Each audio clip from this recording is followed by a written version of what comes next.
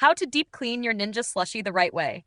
If your slushie starts tasting off, runs loud, or drips after cycles, it's probably time for a deep clean. Here's how to do it properly, step by step. Step 1. Unplug and disassemble the machine. Remove the container, lid, paddle, and tap assembly. Don't skip the spout. That's where sugary mix tends to build up. Step 2. Soak all removable parts in warm soapy water. Use mild dish soap and soak for at least 10 minutes. This helps loosen sticky syrup, dried juice, and residue from frozen bases. Step 3. Use a soft brush to clean tight areas.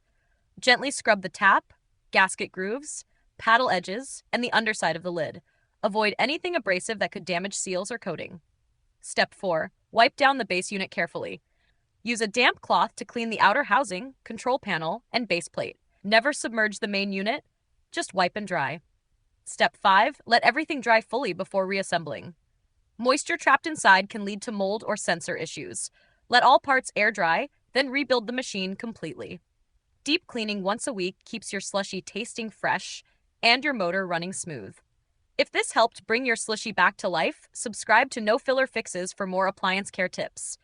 And if you want to make cleanup even easier, we've linked a soft brush set in the description that's perfect for all the small parts. Thanks for watching, and swirl fresh.